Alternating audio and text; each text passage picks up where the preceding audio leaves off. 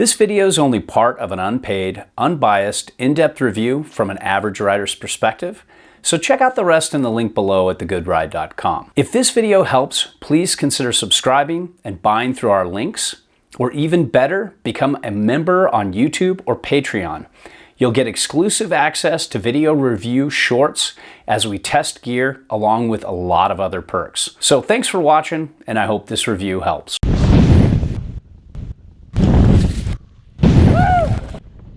Welcome to The Good Ride, where there are no tissues here for these gear issues. It's all good stuff. And this is the Spring Break Slush Slasher, a very hard board to pronounce when you're drunk. And next to it is the Spring Break Powder Racers, the Spring Break Powder Glider, and the Spring Break Twin. They're all from different years. This Powder Gliders for 2024. The Spring Break Powder Twin I have is from years back, but really hasn't changed much or at all. The Powder Racers is a 2023, but not really changing much or at all for 2024. And this Spring Break Slush Slasher was just redesigned in 2023, so it won't be changing much or at all for 2024. And I took my time testing this board because I wanted to get it in all conditions since it's going to be around for a while and it just changed. So that's why you're seeing this 2023 in 2024. And one thing to mention, I'll be primarily talking about the Slush Slasher. I'm not going to be talking as much about the Powder Racers or the Powder Glider or the Spring Break Powder Twin. They're all very different rides, but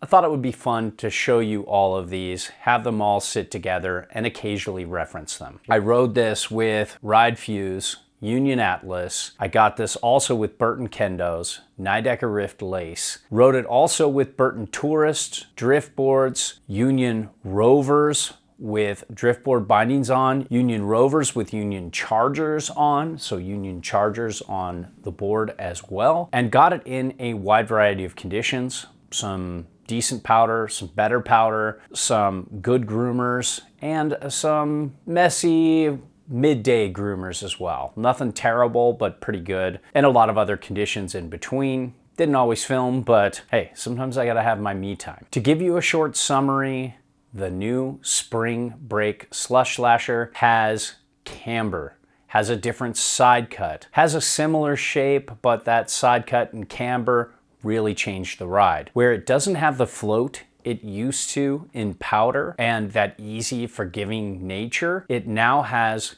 a hell of a lot more of a fun turning experience and a lot more pop and a lot more of an all-condition ride. So you sacrifice some of that effortless directional float in powder, but you get this short, wide ride that can do a lot more in groomers. And for those of you who want to take this thing into the park, it's going to do a lot better in most places there as well. It's a little light, it's a little poppy, it can be a little chattery in some conditions, but overall I was pretty impressed with how well this little short wide did in all conditions, and I think it could be a very fun ride. I would say though, if you loved the float of the old Spring Break Slush Slasher, you might not like the new Slush Slasher. That's a hard word to say. I'm dead sober too. Now, when it comes to sizing, this Slush Slasher 147 fit my boot size pretty well, my size 9s, but being 5'10", and 185 pounds, I'd be much happier with the 151. That's what I asked for. They didn't have that size, so I thought I'd give the 147 a try, and I was really surprised at how well it handled my weight. 151 would be ideal though, and that would be the size I'd want in this, just because this does live a little bit on the poppy, light, bucky side. Not terrible, but definitely wants a little something more for my weight. But again, really surprised at how well this handled my specs. Now let's talk shape. This is very directional, very tapered. It feels very set back on board. But with the new camber profile thrown in and the new side cut, it has a very different feel. It feels more advanced to expert rider. This camber profile is unique. It seems like there's more early rise in the tail than the nose. It's a very long camber profile. If you compare it to the powder racers, that's more just camber between the feet with early rise. And it's a very mellow hybrid camber profile. With the Spring Break Twin and the Spring Break Powder Twin, those are more camber to the bindings, maybe a touch past, and then early rise. You know, you've got the powder glider, that's just flat to rocker. And that's what the Spring Break Slush Slasher used to be, just flat to rocker. Now, there's a lot of camber. This almost feels like full camber. It really has a catch to it. It really feels a lot more technical than the old board, but you're getting a lot more pop. You're getting a lot more spring. It tracks a little better, but not by much, because flat to rocker tracks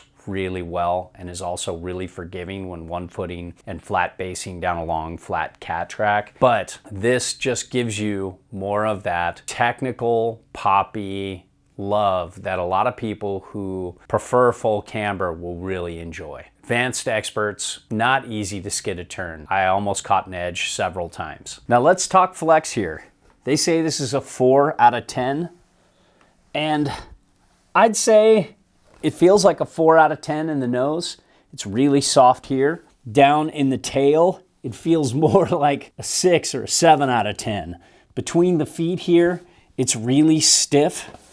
Most of the give is in this nose. It really gives right there. Then you look at the overall flex, you can see most of it happening in the nose. You've got a much more stiffer personality underfoot here. So I'd say it's probably more middle flexing than 4, maybe a 6 out of 10 I would give it. But you give it this and there is just so much pop back. So very good dynamic flex. And there is a hint of that rubbery feel, giving you a little bit of an easier flex, but there's so much pop to it. It's really easy to access this for an ollie. I had no problem buttering this. That early rise before the tail really helps you lean back into this and wheelie up on a butter. I could really wheelie up easy in powder and get that nose up, but nose buttering, no problem either with that soft nose. So overall, a very poppy, easy to ollie, easy to butter board, despite all this new camber. When you take this flex personality into all kinds of conditions, that rubbery, easy flexing personality to it seems to dampen up the ride pretty well for a 147. Short wides like this, that are this poppy, can often be very bucky and bouncy. And when I rode this in more midday snow, I was really surprised at how well it did. It didn't start bucking and bouncing me around like a longer ultralight board would. So I like that. I think it's good, but not great. If you get into wet, messy, uneven snow, this might be unruly in the way it pops and bounces around. You want to slow down and turn through that stuff. You don't want to really power through it. It's going to really buck you and bounce you off your line. That's what all Capita boards with this similar construction do. So this is going to be a little bit worse because it's so short. Now, when it comes to speed, this little 147 isn't bad. The side cut doesn't hate you if you want to straight line. The old side cut used to be much more straight line friendly, but this still is fine. This definitely has a little more of a turny side cut, but we'll get into that more in turn initiation. The base glide is pretty good for this price point. Capita's just been doing great things with their bases the last few years. Not amazing, but definitely up there. Now, when it comes to edge hold, it's not amazing, but I felt pretty competent grip when I got some hard patches and had to turn through them. I didn't feel like this was just gonna let go super easy, but it's far from being a hardstone specialist. And when it comes to turn initiation, the turning experience and how well this thing springs out of a carve, this is a unique board. This little short wide has a pretty deep side cut, but it doesn't feel as turny as you would think, but still, being so short, it initiates a turn super quick. I could just go back and forth really fast. It's doing something fun there. Then when you get it on edge and you go to initiate a turn, yeah, you can circle carve pretty well with this, across the groomer carve pretty well with this. And it's pretty good with kind of medium S turns and carves as you go down the line. But if you want to make longer, narrower S turns, more long, drawn out, more close to straight liney turns, this isn't the best, but it's very doable. And the spring out of the turn with this camber is definitely better than any other spring brake board I've ever tried. I just think this really changed the ride. And you don't really need to back foot weight this too much. I found that I could front foot turn off this pretty well. I could back foot turn off this pretty well, meaning initiating the turn with the front foot, and as you go through the carve, you slowly lean into the back to keep the tail from washing. It didn't feel like a very washy ride, and I liked that. It was very agnostic for any kind of stance angles and any kind of way you want to weight the turn.